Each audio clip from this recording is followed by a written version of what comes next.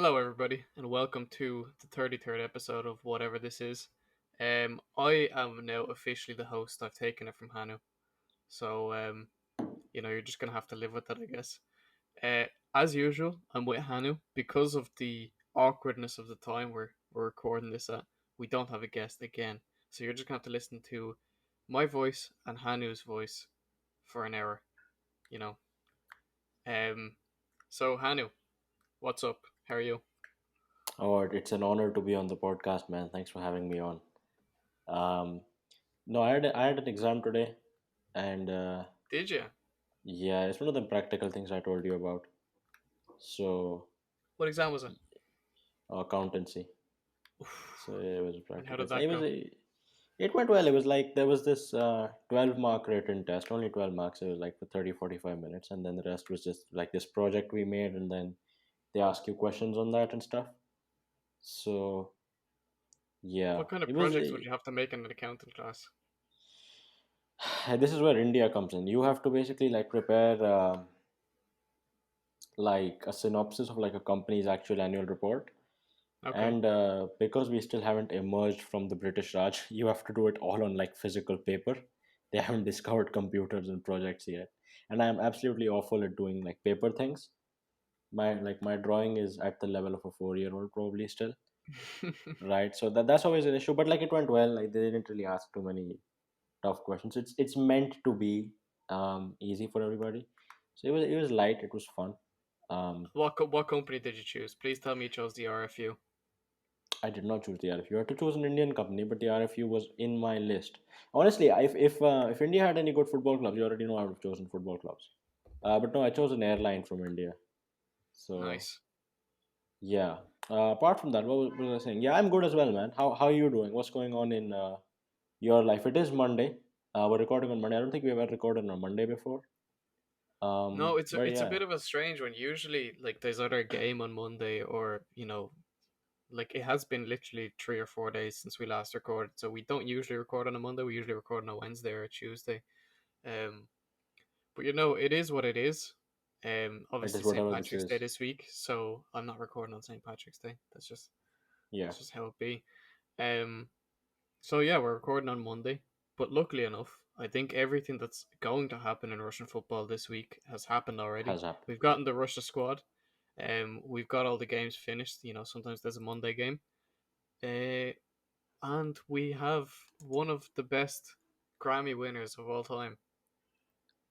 The best in my opinion. And I actually wanna talk about the Grammys as well, but so because I was right, so I woke up today, right? And I'm like, oh, it's the Grammys, let's see who won. And then I see some winners I don't like, which I'll get into. And this guy I follow, he tweets that a 20-year-old railroad worker from the Kazakh town of Aksu has won a Grammy. And I'm confused. I don't know if the guy is joking or what. Then I ask him, and he says Imanbek. And I'm like, I know Imanbek. He's the guy who did the Roses remix, right? But because all these EDM merchants are always Scandinavians or Germans or whatever, I always thought he was one of them. But no, it turns out this beautiful man is a 20-year-old from a very small Kazakh town, and he's the first ever person from the former Soviet Union to win a Grammy, which is quite mad. And this guy basically from the ages of like he worked in a like a rail company over there. So in the afternoons and in the mornings he would work on the railroad, and then in the evenings he would become like a DJ and a producer and make his own songs, and look at him dripping out now. But yeah, Adam, what do you think of a man like Iman Beck? Honestly, I had the exact same thoughts as you when I had that name. Like you had literally just told me there who it was that was from Kazakhstan and won it. Because this morning when I saw that tweet, I was like, right, I'll have to figure this out at some point. But like I think I was just about to start work or something, so I was like, right, I'm gonna focus on that later. But I can't believe that's him. Like I can't believe someone from Kazakhstan has made like first of all such a banger of a song, and second of all a song that's like lasted at the top of the charts for so long. It's a bit of a wild one, like to be honest, and you have to respect him. Like he comes from a town of, I think we said 70,000 people or something like that. So Yeah, if he's still in that town, he is the most dripped out man in that town. probably the most tripped out man in Kazakhstan at this point. Exactly, yeah. And it's mad because that's the power of the internet, really, isn't it? That this kid can create music and become a Grammy winner, go number one for mad long, and nobody can say he's an industry plant because nobody would ever look for an industry plant in that city. So at least we know he's Well, legitimate. maybe maybe he is an industry plant. Maybe he is. Maybe whoever it is, the Illuminati, are thinking about, right, who do we bring in who no one's gonna suspect whatsoever? They took their first flight to Borat land. Um, And they just picked out the they're first like, guy right, they we saw. got yeah. No, they couldn't have picked up the first guy they saw because they went to a city without an airport. So they drove to wherever this is in between uh, Astana or Nur Sultan, whatever you want to call it, and Almaty, and they decided, right, this is as close as we can get to the most random person on earth. You, It you're coming is. with us. You're coming with us. No, it's a great story, and it's funny because like Kazakh guys, man, they have talent and they're establishing themselves in hip hop. You know that have you seen the 21 Savage a lot video? Yeah, Yeah, that's directed by a Kazakh guy called I Sultan. really. Yeah, it is. So that guy also did some videos for like Offset and stuff. So he's established. Then you have this guy. So it always trips me out when I see like Indian people produce things or create things. Like the one of the producers on those Drake songs is called Manish, and that's funny to me because Manish is the most Indian middle-aged dad name you will find. And this guy Mm. is like, so I can't take him seriously. But it's always trippy. So it's always it's great to see them guys, these guys. Well, we Yeah. knew Kazakhstan was talented ever since the Tupac changes video, Oh my God. Brilliant. That right? that video. Then there was also that another one with like the "Love Me Again" song that was in FIFA a while back. Yeah. Yeah, see, so there was a lot of like I think they were railway workers as well. They were sort of doing like a proper lip sync to that, and it was in 4K. So that really, but no, this one, what a country. For anybody who Fine, hasn't seen this video, honestly, it's on YouTube. Search this exact thing, Kazakhstan changes Tupac, and you will get this video. I don't know if we can play it because Tupac's song is actually in it, but it will not disappoint. You know what? When Hanu tweets it out, the first reply is going to be the link to this, and you will yeah, love it. Or actually, even better, exactly. Hanu, if you can screen record it and send it, like it's gonna bang because it's just such a great It song. is, yeah. Anyway, I had such a great time when I first Artem sent that over to me. But yeah, you go on. gotta I was, honestly, you gotta respect the Kazakh people. of course, respect. I want a job from the Kazakh people. I've been promoting their football league for the past 2 weeks, and no man, I love the Kazakh guys. It's really wow, really. Yeah. Go on. What were you saying? Yeah, I mean, I think that it's probably time for us to move on to a topic that somewhat relates to Russian football. It has been 8 minutes already, so uh, we'll go on to this week's fixtures, I guess. Hanu, did you watch any of the games? You know what you said that you're going to talk about Russian football. I'm going to go back to Kazakhstan because I watched more Kazakh football games this weekend than Russian ones, Okay, I'm and not gonna it's go find your tweets, but for anybody who didn't watch the games, the Kazakh football games, that is, so probably 100% of our audience.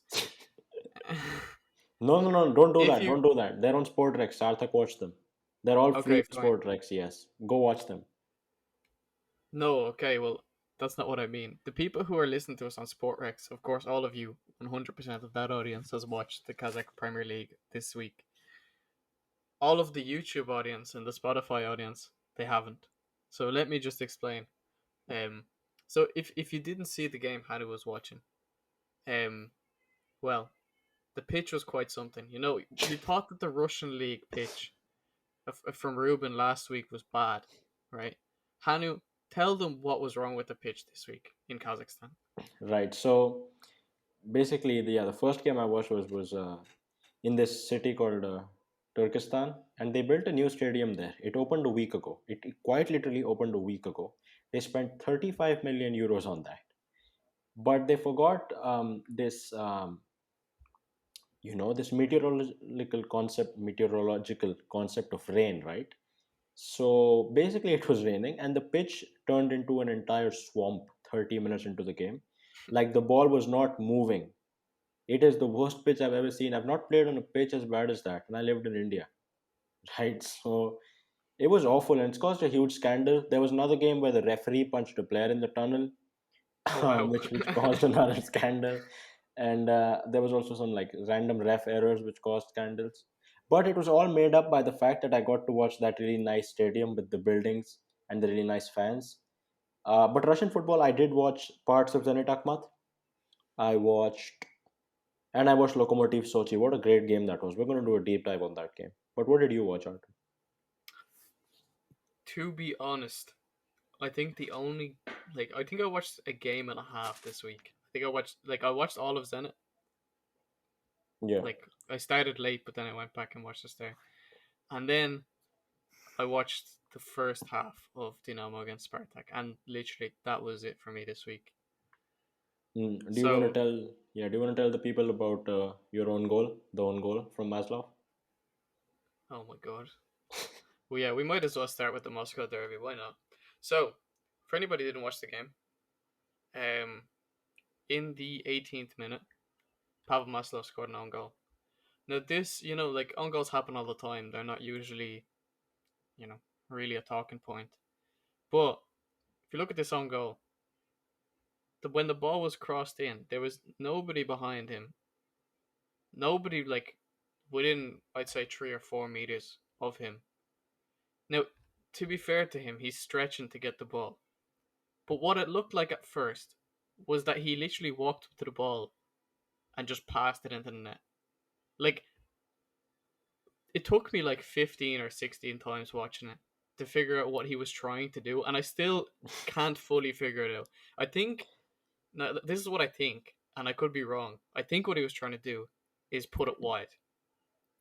But I don't know what angle he was going for. Like, I don't know how, in what way that was ever going to go wide. Like, I'm just like I said on Twitter, I think he could have done literally anything else. He could have left the ball. There was a striker coming up behind them, like I said, he wasn't within 2 or 3 meters of him anyway. Like striker probably would have missed. But had he just left the ball go, it probably would have had a better outcome for Spartak in the end. Now it didn't end up actually meaning anything in the end, so I don't think anyone actually cares. But my God, that was a bad own goal. What do you think of it, Hanu? Yeah, it was awful. I still don't think it was as bad as the Gigashvili one. I still think that was worse, but this was pretty awful. Yeah, this was quite something.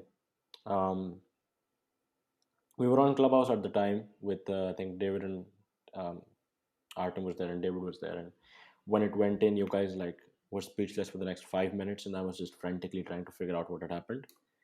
Um, so yeah, it And was it's it the was fact no one uploaded a video of it for like 20 minutes. So you were like, exactly what the yeah, hell is going on? exactly, which is strange because typically there's videos like 6 seconds after anything happens. Um, But yeah, man, Spartak looked good. The Nigerian Philip Lam scored. What a guy. Nigerian Sobolev. Philip. Sobolev scored a penalty. He got called up to the Russian national team, which we'll get into in a second. Um, but Artem, let's talk about the game of the weekend, right? Okay. Let's talk about Lokomotiv Sochi. Oh, Um, I thought you were going to say a different game. what game do you think I was going to say? Himki Rostov. No, not Khimki Rostov. Okay. Chimki Rostov was funny because they had like Ali Sao scored a goal which wasn't offside and they gave it as offside. So Rostov for 24 hours were going to boycott the rotor game, but then they chose not to. Um, this game though, Artem, right? I was really excited for this game. Sunday night, so like the last match of the weekend, and what a game it was, man! Like, first of all, you've got the two best managers in the league, number one and number two. I know my ranking changes every week, but you're gonna have to bear with me. Number one and number two, right? Both of them are doing really well with average squads, right? And it was just like a joy to watch this game because you had Fedotov like playing this active pressing counter-attacking style, and then you had Nikolic sort of resisting the press and making more of it, trying to get forward. And the things Nikolic has done, I posted this tweet. I can't speak today. I posted this tweet yesterday. Nikolic has made Francois Camano into a serious player. This guy has 3 goals and assists in his last 4 games. He didn't have anything for the past 18 games, right? Fedor Smolov has 2 goals in 2 sub appearances. What a player. I love both of those players. Shout out both of them, right? He has made Rybczynski into a right back.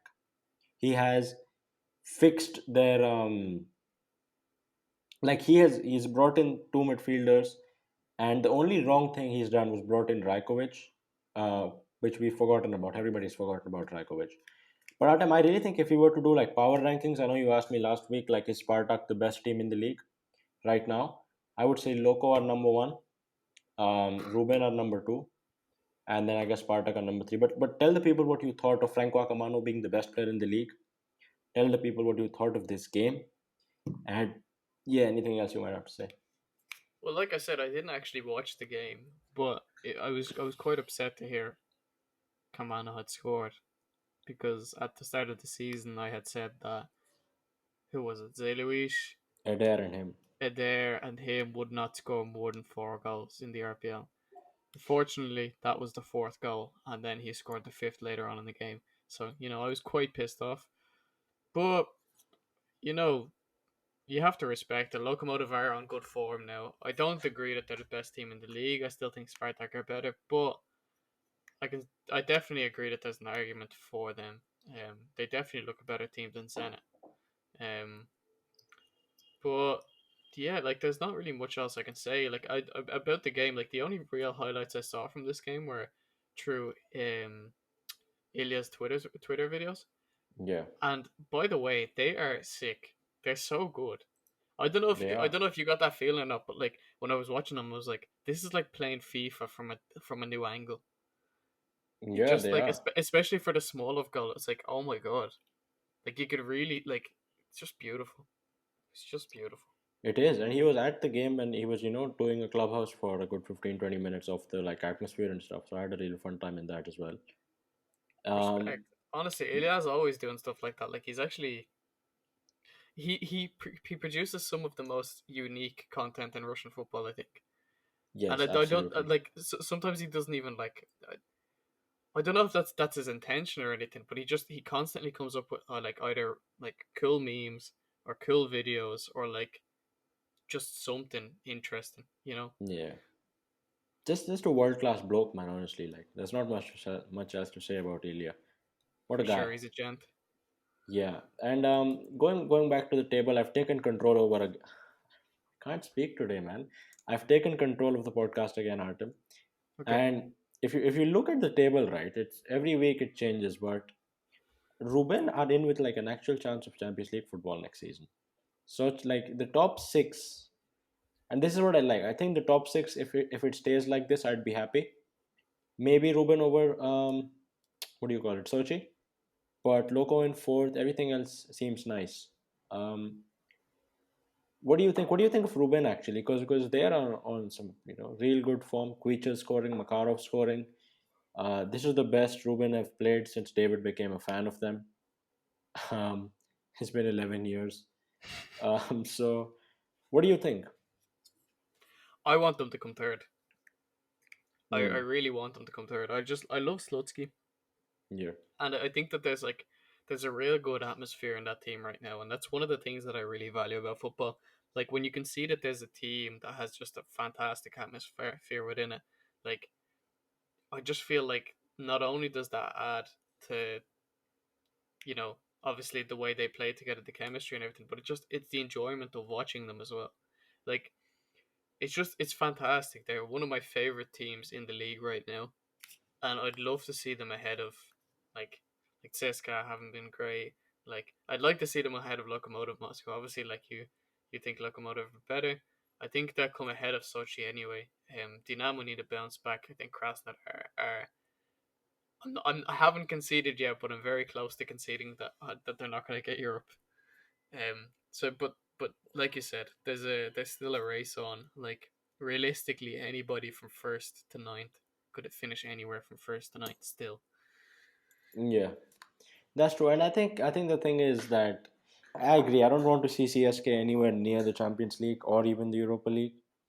Because I just don't trust these managers, man. I don't trust Koncharenko. I don't trust Karpin. I swear to God, if Rostov get Europe again, I'll be so mad. If Krasnodar get Europe again, I'll be so mad. But Rubin, yeah, like you say, they're a very likable squad. Leonid Slutsky, we've talked about him all the time, and I feel like they're going to be. I hope they finish fifth or fourth, so they get the Conference League places because I think they can actually do well in that competition.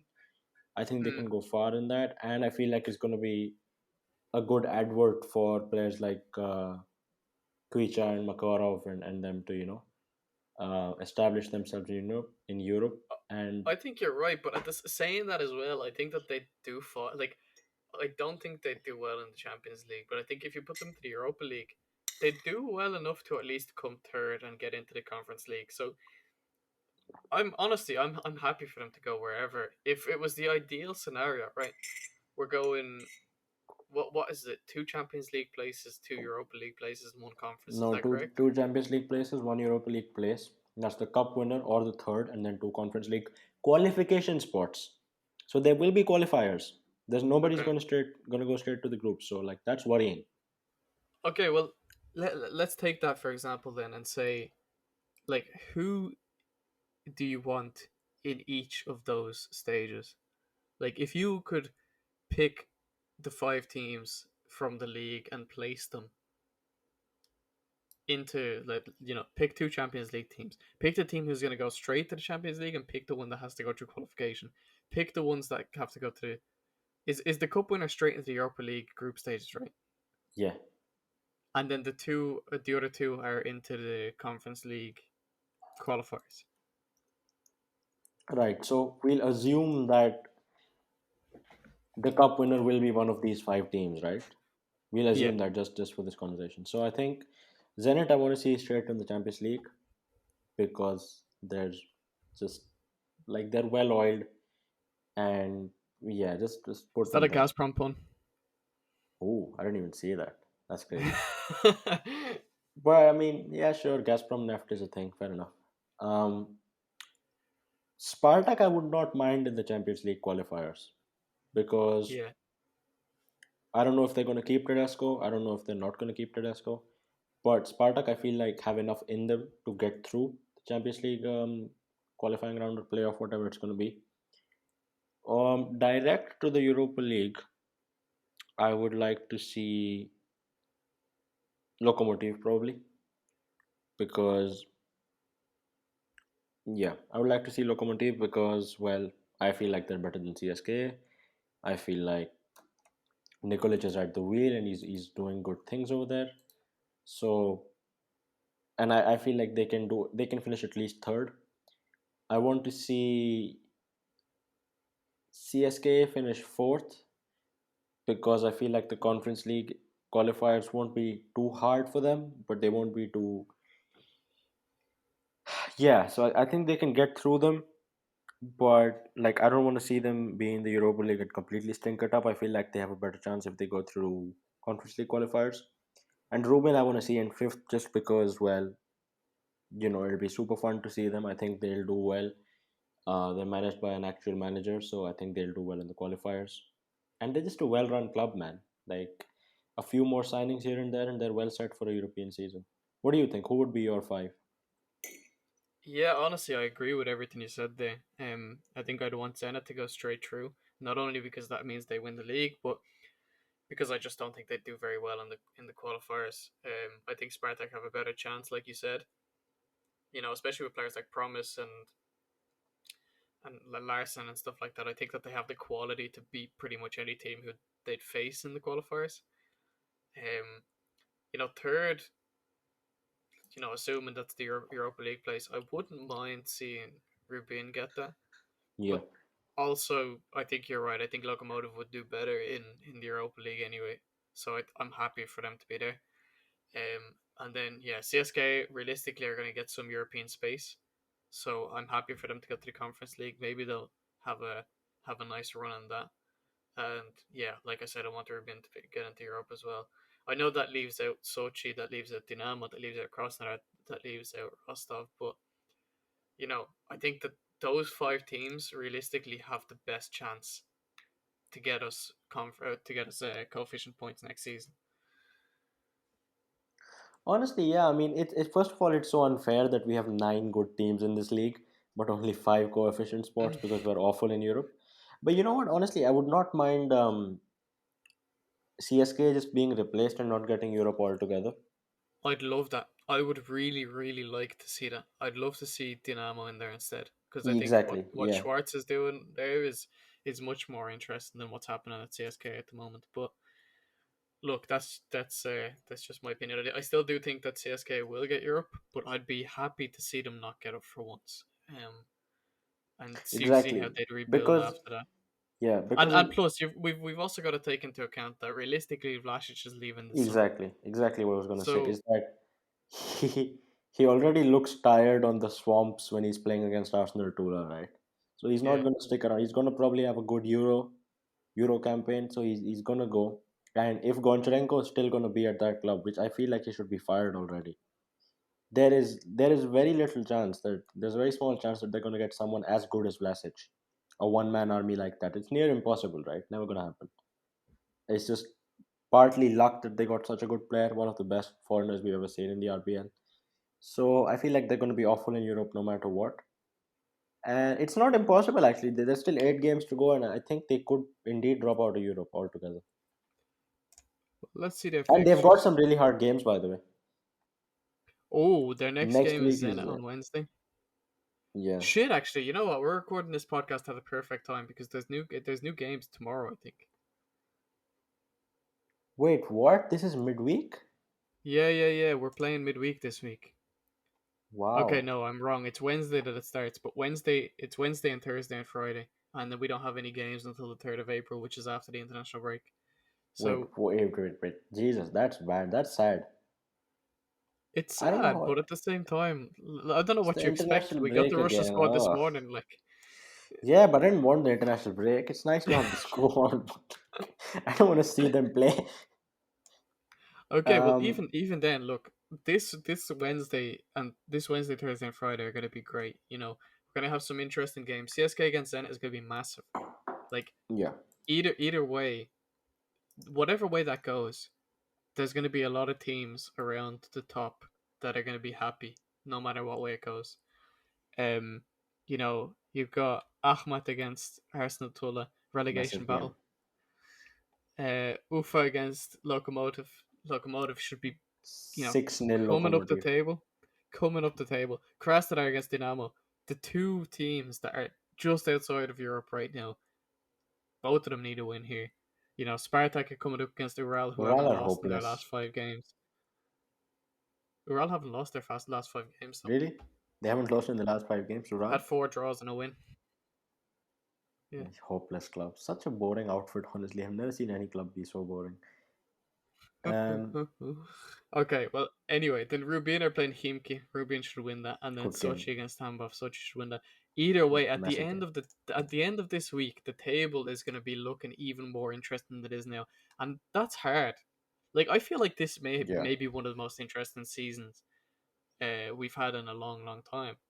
And actually, I want to ask the audience here at this point two things, right? Actually, we'll just go with one thing, and we'll make it the same thing that we just talked about a few minutes ago.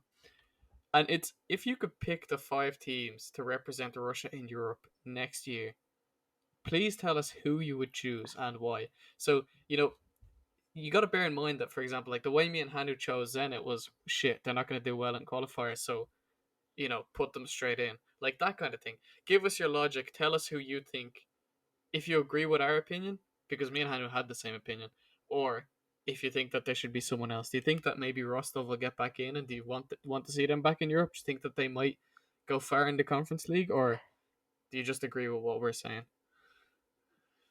Yeah, for sure. You know what? Actually, CSK, I think they have a real chance of dropping out because they have to play Zenit, Sochi, Spartak, Krasnodar, and Dinamo in their 8 games. Oh, that's tough. That's really tough. Yeah, because they might beat Krasnodar.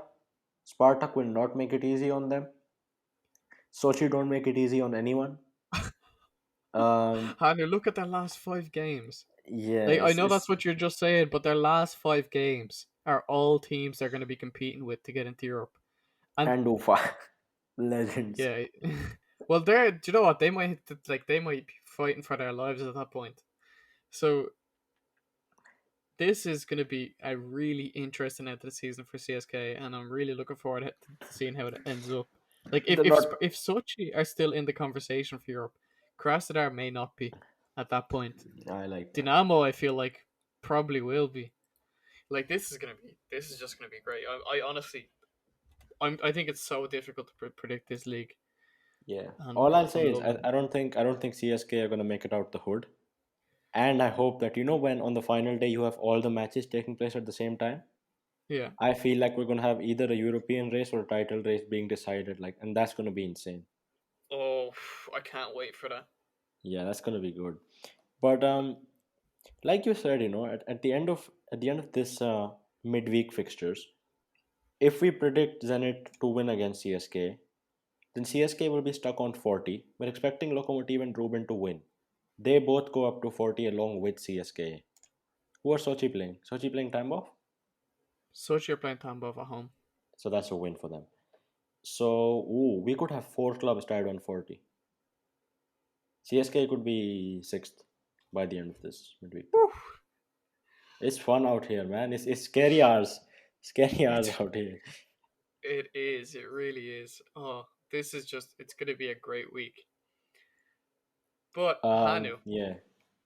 away from the very interesting Russian league, we've also got the very interesting World Cup qualifiers that are coming up. And it's super super weird to have World Cup qualifiers going on before the Euros if even happened. Yeah. Don't know if that's ever happened before, Probably not. but yeah. So I think we should just go through the squad, and we'll go position by position, and we'll say, do you agree with these choices? Who would you choose instead? That sort of thing. Okay. Okay. Yeah. And then we'll compare the U21 teams as well because it's really fun. Okay. Yeah. So the Russia squad is as follows: goalkeepers Yuri Dupin, Anton Shunin, Soslan Janaev. Hanu, what we thinking? I'm not mad at that, honestly. I'm glad Gilherme got dropped. I've been saying that Dupin needs to be called up, so I respect it. I'm not mad at that. What about you? No, I'm happy. Guilherme's gone. That's that's Yes. honestly one of the things that made me the happiest about this squad. Dupin has been fantastic. Like you've been, singing his praises for a while now, and like after seeing him play against Zenit and just the way he's been playing this season, I think he definitely deserves to be in there. And then Janaev, he's just good, all reliable. But who do you think is actually going to start out of those three keepers? I would want Dupin to start, but like he started Shunen during the last international break, so you can never be sure. I think it's going to be Shunyan. I think Shunyan has like kind of proven himself at international level at this point. Like, okay, he's played less than 5 games. I think he may have only played 2 or 3 games, but he still played more games than Dupin. So I feel like he'll probably be there. He'll Was he probably the be the guy that main got man. subbed off against Serbia? Who was that? Who Didn't he sub off a goalkeeper against the Serbia against Serbia? was that? Not Guilherme? I swear Oh, that it was might. Guilherme. Yeah, yeah, it might have been Guilherme. That was We're gonna hilarious. look That it up. entire match. It was Serbia. Guilherme, I believe. Yeah, I don't know who came on. I Oh think my it might have god. been. By the way, I'm not stupid at typing. For anyone who's watching, the only reason I can't type is because my microphone is on my thing. That's my excuse, at least. So Yeah, yeah, it was Guilherme, and he came off, and Janaev came on. So there you go. I think it was that game that I tweeted and said Guilherme should never play for the national team again. So maybe my dreams are coming true. So yeah. we're saying Shunyan's probably going to start. I'd love Dupin to start against Malta because he's probably not going to have anything to do. Might as well give him a Might cap. he Dupin? Have you seen Dupin play? He's always like a sweeper keeper, so he comes out really like he comes out a lot. So they could just Yeah, put him as like a halfback or something. Just let him play in midfield. Nothing's going to Yeah, happen. honestly, maybe they'll put Shunin in goals and then Tupin at centre back or something. We'll see. Yeah, exactly. Okay, so the defense is Georgi Jikia, Yuri Zhirkov, Vyacheslav Karavayev, Alexander Zhirkov. My bad. That's It's supposed to Zhirov be though, isn't it? Zhirov. Yeah, yeah, it is. Yeah, I My was bad. thinking. I was like who? Uh, Fyodor Kudryashov, Roman Neustadt, Ilya Samoshnikov. I think that's how you say it. Andrei Semyonov, Igor Smolyakov, and Mario Fernandez. Hanu, what we saying? Man, listen, I don't like it, man. I know, you know what? Actually, there's a valid reason for me not liking it, and it's, I mean, for them, and it's that the U21 Euros are coming up, which the Yeah, squad will get. So, like, that's why they didn't choose a lot of these young guys. But I don't understand. I don't understand Zhirkov. I don't understand Kudryashov. I don't understand Neustadter. Samoshnikov is nice to see. Um, he's the guy playing in Germany, isn't he? no, Samoshnikov plays for Rubin. Zhirov is the guy playing in Germany. Oh fuck yeah, yeah, I got them two mixed up. Yeah, Samochnikov is obviously Rubin Kazan. My yeah, bad. but like I don't know. I mean, you could have called up Skopintsev over what's his name? Zherkov. Could have called up any of these guys. Like there's other guys you could have called up. I don't get it. Margasov. Why even called up Margasov? Margasov's been like Sochi's one of their best players this season over Neustadter who barely plays. So yeah, I don't get it. What do you think? Yeah, I mean, to be honest, I haven't got many complaints about those. Like Yuri Zhirkov is probably the one that I have the biggest problem with because he hasn't been playing for Zen in so long. So Yeah, I like that one. I just don't understand. I don't think he can really, you know, add anything to the national team at this point. yeah, But I'm not too mad about anything else. Like obviously, like I'd love to have seen Yevgeniev and those kind of guys in there again, but Diveev is another one. But they're all playing for the under 21s, um, which I understand it. These Russia games, one of them's against Malta, one against Slovenia. They're not the most difficult game. We'll lose them both, but they're not the most yeah, difficult games on paper. So I'm not too annoyed. yeah. Right. You want to move on to the midfield? We're going to the midfield. All right. So midfield is that as Akhmetov, Alexander Golovin, Rifat Shalametnov, Jamaletnov, obviously, Roman Zobnin, Ionov, Kuzayev, Mostavoy, Azdoev, Mirzov Miranchuk, Alexei Miranchuk, and Fomin. See, now that is brilliant, apart from one very obvious name, and that's Ionov. What is he doing in the national team? That I don't have any Yeah, complaints with that list. But what has Ionov done? He has two goals this season. One was a penalty against Tambov. The other was probably against some slum club as well. Four assists, which isn't great. He's an awful footballer. Like, call up Zinkovsky, call up what's his name, Sergeyev or something. I don't know. Call up any of those children from the FNL. Why is Ionov in this team? those children. Why is Yeah, Ionov in this team, man? I agree with you there. I think it's just because it just like Zhirkov. I think just he's trusted, and it's just like yeah, fuck it, we'll have him, and worst comes to worst, he can just be that two-star player that you bring in an FM when you really need someone. Yeah, So that's just his role there. But I'm very happy with the midfield. Mirzov is an interesting one. Obviously, he's been good this season, but national team be interesting to see. yeah. And then the strikers we have, Dzuba, Sobolev, and Zabalotny, all the same player, all the same Yeah, type that's the of thing. player. I would have chosen Smolov, honestly. I know he's just come back from injury and it doesn't make much sense, but I would have chosen Smolov.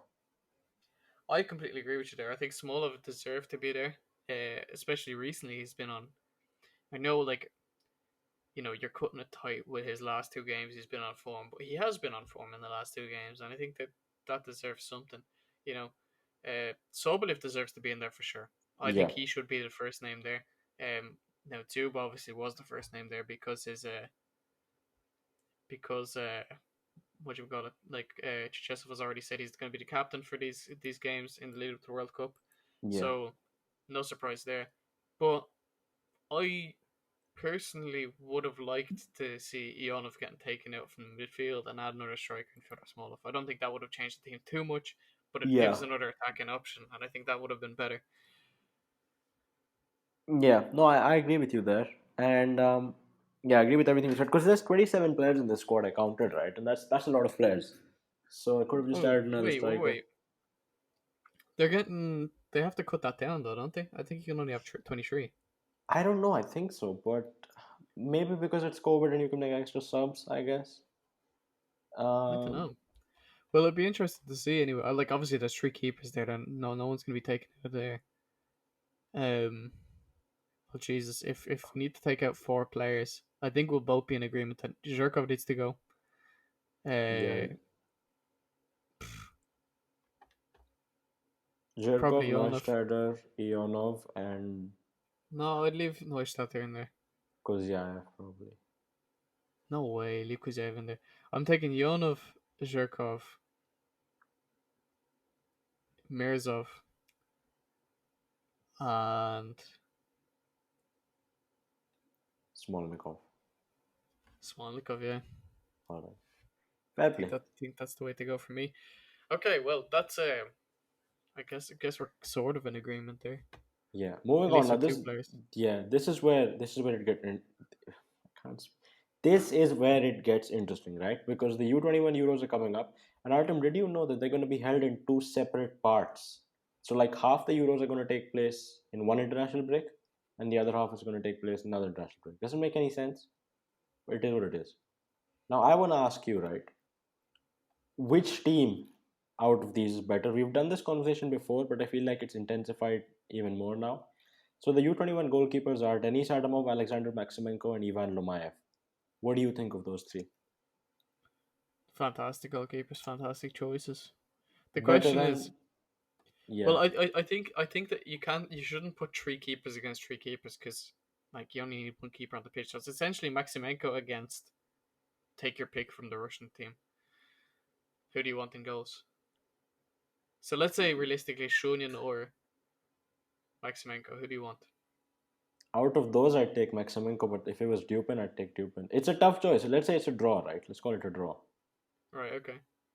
Right. Now the defense, and here's where I think that the defense in the youth team is better. So you've got Igor Diviev, Roman Evgeniev, Nikita Kalugin, Pavel Maslov, Nair Tiknisian. Good work actually getting him. Well, no, that doesn't really make any sense because Armenia could still get him technically.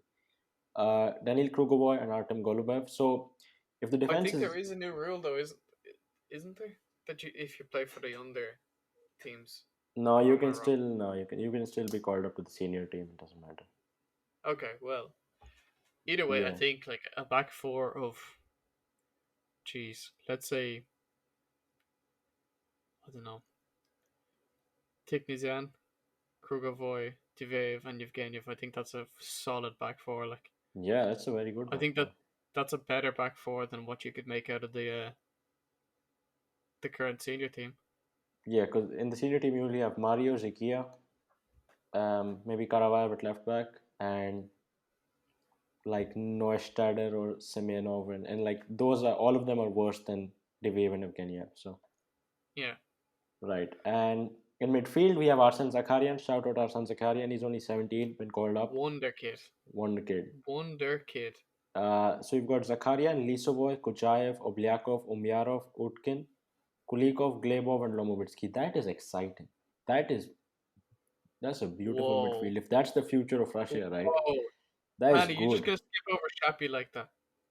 Shapi is in attack, so I've put him in attack in my tweet. Oh, right, okay. Yeah. See, you're not looking at the same thing as me then. No. All right, No, I am. how can you be looking at the same thing as me? Whatever. Do you think the midfield is better? It's a close one. Like, if you take the best four from the youth team against the best four from the senior team, then it's very, very close. I think there's more depth in the senior team though. So if it ended up coming to subs or anything, then I think the senior team would win. Like I also think the fact that Golovin is back in the squad and Miranchuk, Mm, like that's just I think that's too huge. I think the midfield from the senior team is too good. But like saying that, I think a few of these players could definitely play for the senior team. Like Lisavoy definitely could, Kuchayev definitely could. You know, pretty much any of these players could on their day, but yeah. I mean consistently. Yeah, that's fair. And finally, the forwards. Here's where I think it's a little weak, but that's from a senior level. On U21 level, I think they'll all be good. Shapi, Chalov, Grulev, and Makarov. I love Makarov, but I'm not convinced fully by the other three on a senior level again. But I think they'll do well. Honestly, that would not be too much worse than Sobolev, Zuba, and Zabolotny, though. What do you think? No, definitely not, and they have more options. The thing is, it's a weird, like it's weird that all three of the senior team strikers play in one way, and then like all of the attackers in the under 21s play a completely different style. Yeah, it just like the U21 manager is good. There's no Zuba in there. Like there's no tall forward who just is great in the box or anything. Like they all have their own little like all these players are a bit more technical than those guys and things Yeah, like that. And that's not to say that the which is better or worse, but like, it's just strange to see how like the under 21s play once like one type of football and the senior team play completely different. yeah. No, that's completely true. And it's good to see. I like this type of football more than whatever Stanley puts out anyway. So Yeah, yeah, it'd be interesting to see who's in Russia's group for this. let's have a look actually, because I don't know. U21 Euros. We've got Russia. Have got um, They're playing Iceland, Iceland France, in the and first Denmark. game anyway. Oh, Iceland, France, and Denmark. So France is gonna get their ass out of here. They should beat Iceland. The Denmark game is gonna be clutch.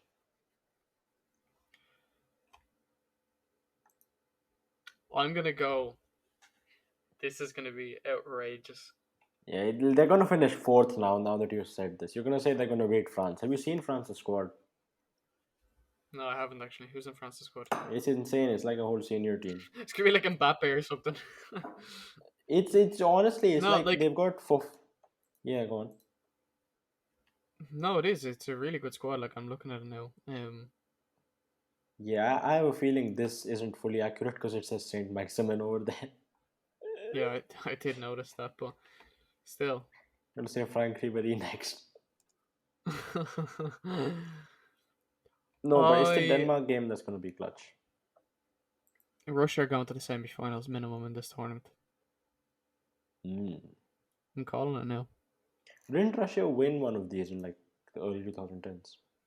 Oh yeah, Russia. No, did they win one?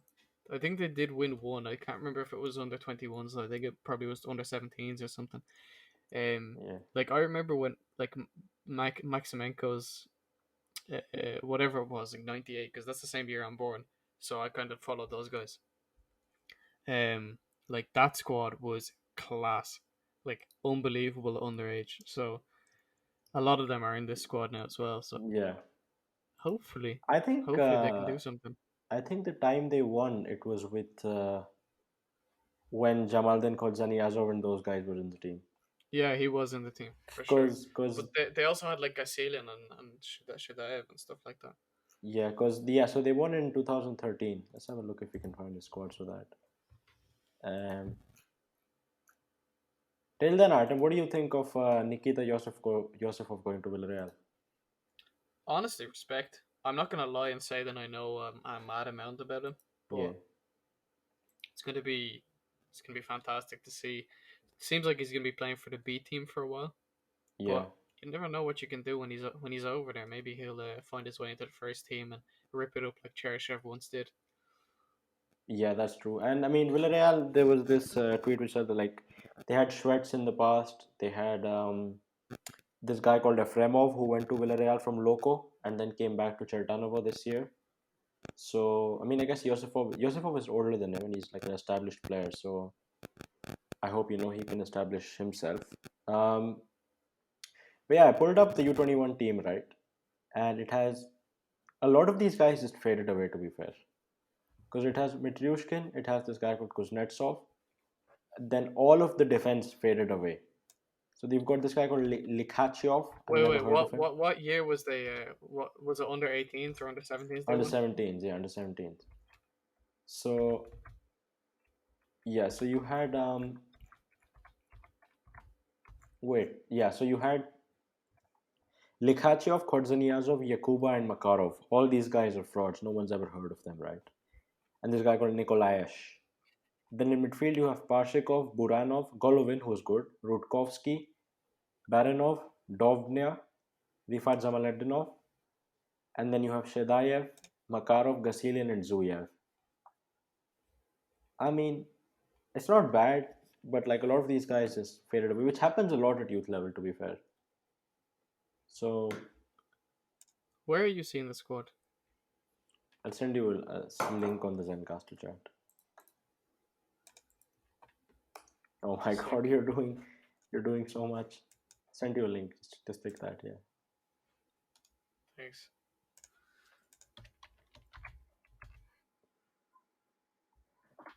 Beautiful. Yeah. So yeah, Kuba. Baller. Yeah. No. There's obviously the biggest names there. Baranov, Golovin, now Zhamaletnov. Yeah, a lot of That's these why players did. they all fell off, didn't they? That's why it tripped off because the players in bold are capped at full international level. So I thought, wait, why should I have in Oh. bold? But then I realized that he was capped for the Azerbaijani team and not the Russian team. My head spun like, oh wait, what? When did Stani give him a cap? And it's like, he Well, didn't. soon enough, we're gonna have to make this guy bold. Yeah, soon enough we're gonna have to make him bold. There's a couple of decent names like Alexander Zuyev is at what Rubin. He's fairly good. But the rest sort of just fell off hard. Um, It's crazy to see as well that like they all came from like four teams: Spartak, yeah. Chitanova, Zeta, and Loko, I and wonder what the CSK current. I from wonder what the five. current U17 teams like. I think I was just Wonder there if a minute ago. wonder if there's more diversity in that current squad. Is no, there's no diversity. There's two players from Krasnodar, one guy What the from hell? it's only Zenits and Siskas and Krasnodars. It's the Right. same Well, head I'm not coach sure as the if you guy who just seen what won. happened there. What happened? Oh yeah, your screen just died. I don't see shit now. Yeah, exactly. My screen just died, and I Screen don't is really know back. why. Yeah. Well. Yikes. Sponsors. This is Anyways, where your ad can go. that's not too much of a problem. Exactly. Hmm, This is where your ad can go, and we can shill your product. exactly. Um, but while you have a look at that team, Artem, we have to sort of talk about this because we are supposed to be a Russian football podcast. And today, a massive scandal broke out where FIFA sent a letter to the RFU saying that in 2013, Vladimir Obukhov and two other players committed doping offenses, and they were concealed. The results of their tests were concealed, and somehow now they found out that that happened. So now the RFU is in hot water. Rostov are for some reason in hot water. They had nothing to do with it. Like the guy was at Spartak and Torpedo at the time. Um, and it's a pretty sad story, honestly. It could be banned for up to 4 years. People have started pointing names and stuff. It's looking like it's going to be quite a sad situation, and it really disappointed me because we always say that oh, Russian football is not like that, but like clearly it's not scot free either. And this dope wasn't like one of those things where you took an altitude sickness pill and the next thing you know you've tested positive for meth. This was like one doctor said that this was the oldest steroid that has ever existed. Like this has been banned since the 1960s. So it's not like one of them things. this Um, this is like essentially just like hiding in plain sight. It's like if I take the most obvious drug, they're not gonna test me Yeah, for that. exactly. They're not gonna think I'm that stupid. Exactly. Yeah. Um, well, what do you think of the entire situation? I think he should be banned regardless. I don't care. Um, I think the doctors should be banned from football forever. And yeah, I mean, what do you think?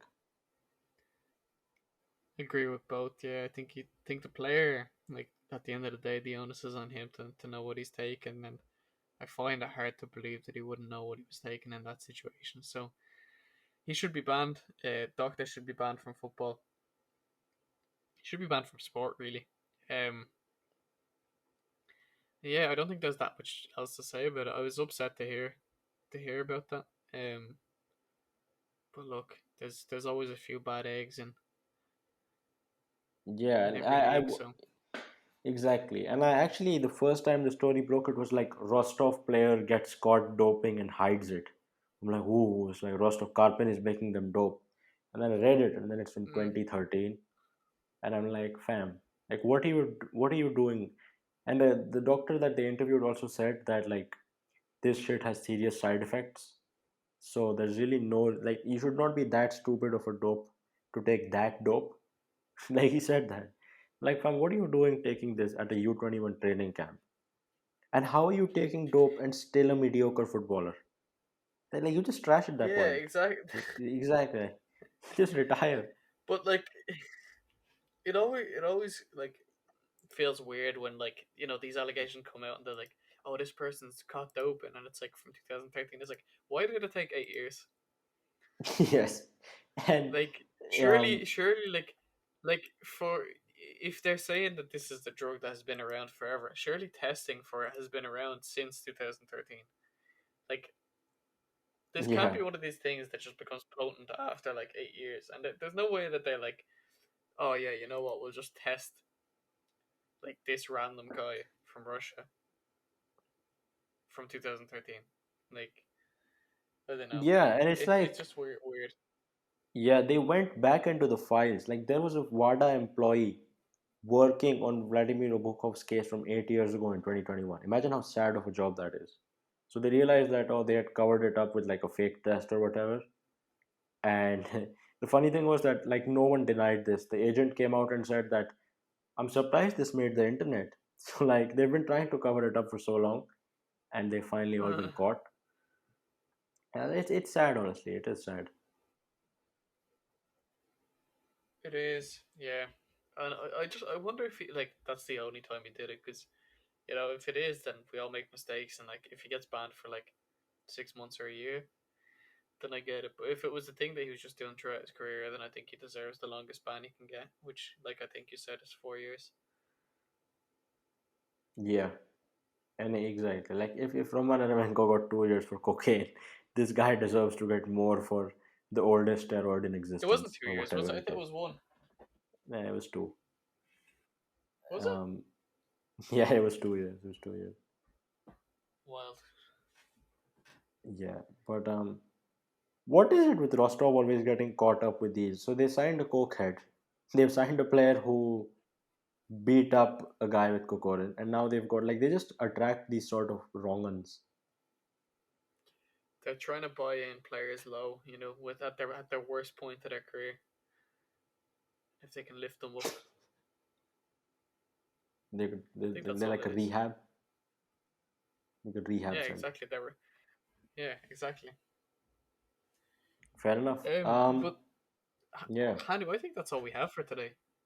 it is. Yeah, it is. It is. I feel like that's all we have for today. And it's funny because the last time we recorded, you asked me that we're not going to actually be recording before the Real Madrid game, and that clearly has turned out to not be true. And the Real Madrid game is tomorrow. I'm hyped, but I'm also scared. We just need to win, man. We need to win. But yeah, I mean, Well, for yeah, for go on. Alexander Anchuk's sake, I hope you don't. So He's not going to get any minutes. You act like he's going to play the game. He's not played since you will. like 2017 or whatever. So No, um, no, tomorrow's the day. I'll be so mad. I will be. I will cry if Alexei Miranchuk scores a goal tomorrow. Like honestly, I will. And yeah, that's all we have this week. Thank you a lot for tuning in, tuning in. Okay. Um, and thank you for the feedback you gave us last week as well. I saw a few guys saying that the audio was good, and we're happy that it was. Um, so yeah, I'm going to do the honors this time, Artem. Leave a We've gold medal. switched roles completely. We have, yeah. It's only fair that I do the honors for once. Leave a Yeah, like sure. on YouTube, retweet on Twitter, like on Twitter, follow us on Twitter, leave a gold medal on Sportrex, leave a like on Spotify. Like you know how you save podcast, do any of that. Let us know what you think, if you liked it, if you didn't like it, and it's been a pleasure, and we'll see you all next week.